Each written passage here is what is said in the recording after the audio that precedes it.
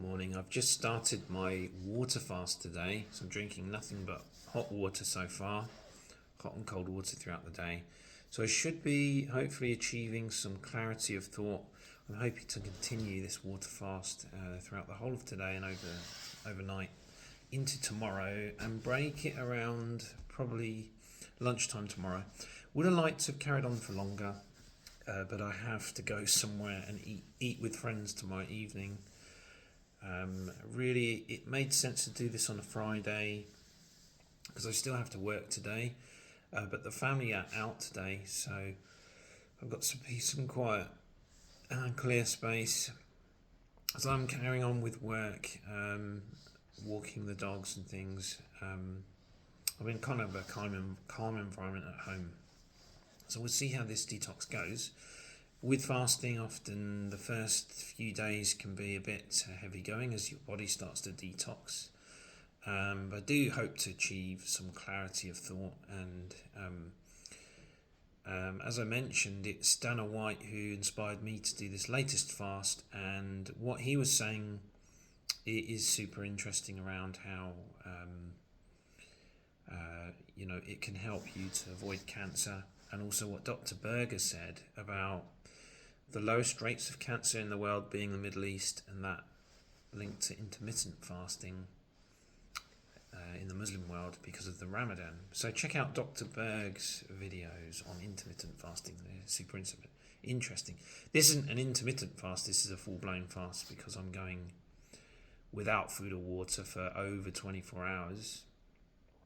So this should be good. What I wanted to do in this video is put some thought into, or just to discuss the concept of externalizing change in this world through physical battles. So trying to change things in the world through getting involved in, politics or demonstrations, or being an activist, dispensing information. With Americans, they cherish their Second Amendment, the right to carry arms. So all these kind of things that are physical things, with a view to making a better or safer world for us and our families now or in the future, versus what I would term an internalized conflict, which would be more of a spiritual battle, where you look inside and you do the self-work, and that's your way of changing the world. And that also stems from a concept that at times is difficult to get your head around, that all this life out there is a video game that you create. Some people actually believe that completely, and I understand why they believe it, because all of the information that's coming into my brain that I'm conscious of, so you could say the entire universe exists inside my brain, because all of the sensory information has come into my brain through my eyes, my nose, my senses, my hearing, and I guess my memory. So this physical table here, is it really here? Or have I created everything that's around me? The universe is contained entirely within my brain. Now, I don't actually believe that really fully, because I personally believe in God and a creator. But it's definitely an interesting concept to toy with, right? In the sense that, and at the very least, what you can take from it is that you can create your reality. So in this sense, the internalized conflict, or the spiritual battle, working on yourself instead of trying to affect physical change, is how you change the world. And in a sense, people will, hopefully, you'll just influence people just from your example. They'll see that you are a happy person, and that happiness and joy will be contagious, and they'll want to know more, and you'll have the opportunity to talk to them. For example, you might talk to them about how clean drinking water is super important for your health.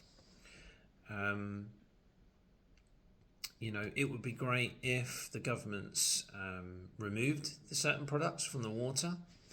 But if they're not going to do it, well, let's do it ourselves. Let's get those water filters and then see the effect of that on our health, and then have the opportunity to talk to other people about it. So the main driver, I think, for externalising change in the world, or physical battle, which sadly pushes some people to fight each other and conflict and war. Can't think of anything else more horrific than war. What's going on in Gaza is a case in point, with a young girl. I learned this from Andrew Tate. A young girl got both her legs blown off in Gaza, and both her parents were already dead, so she was begging God to die. It's very sad.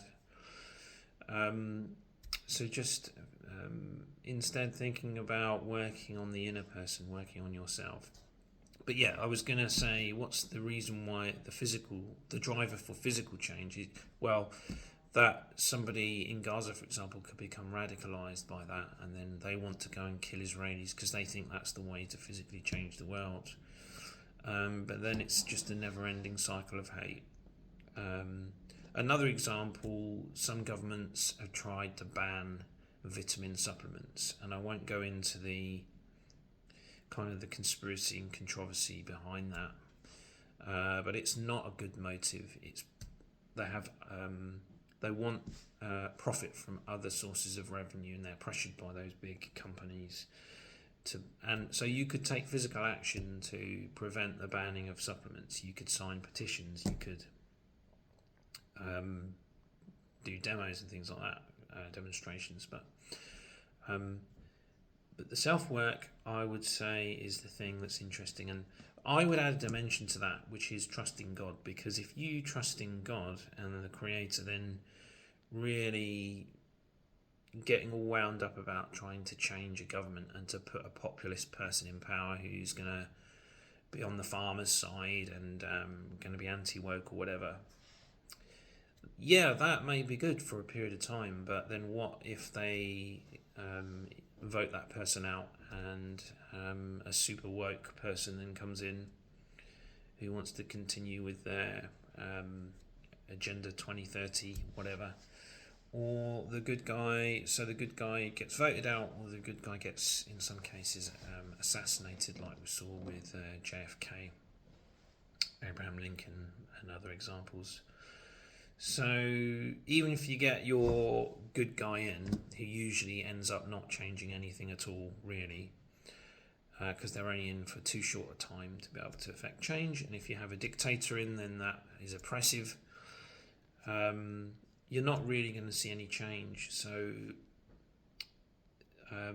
that's where leaving it to God can take that burden off you of constantly falling into the trap of thinking that politicians are going to save you, and doing the internal work, self-work on yourself to make your own experience a happy one. And I appreciate that's very hard if you're sitting in a crater in Gaza. But if all those people had done the spiritual fighting or the internal conflict or the self-work, then there would be no war in the Middle East, would there? And if they were really trusting in the gods that they say, or the God they say that they worship, instead of praying to him and then slaughtering each other. So this is the amazing thing about Gandhi. I spoke about the Second Amendment in America. We don't have that in the UK. I don't personally believe in running around with guns, but I can understand why many Americans love that. But this is where the example of Gandhi comes in, because nothing you could threaten Gandhi with would make him retaliate with violence. Even, I would venture to say, even if you threatened his children with death, he still would not retaliate with violence. He completely believed in non-violence. Personally, I can't go that far, because I do believe in self-defense if you and your family come under attack. But I do admire Gandhi, that he would take that principle to the absolute end. He would never harm another human being, even if he had to die. He's not afraid of dying for it either. And in the end, he was killed. And in the end, ironically and tragically killed by one of his own, really, by a Hindu. So there you go, put zero trust in politicians. They're not going to change anything. We hope sometimes it's only natural that the guy who's in power is going to be the kind one. In terms of crypto, when the pro-Bitcoin politicians are in, that's great. That's great news, because for people who love Bitcoin and crypto, it then creates a superb environment. We've seen that in El Salvador, and also perhaps in Argentina now with this guy, the anarcho-capitalist pro-Bitcoin guy who's been voted into power. But basically, I have zero trust in them to be able to affect any meaningful change. But yeah, no one wants a Hitler at the end of the day. So that's my conclusion, really, is do the self-work, strike that balance between the externalized conflict, the physical battles that you have to wage in your life, versus the internalized conflict, the spiritual battles. And that's not being selfish, it's just looking inwards so as to become a better person, so as to be of more use to other people, and trusting the Creator, not in politicians. Those are my thoughts for the day, and they're nice thoughts for me to have buzzing around my mind as I continue with my water fast. I would encourage you all to look at this topic of intermittent fasting and proper fasting. Again, look at Dr. Eric Berg's stuff on YouTube.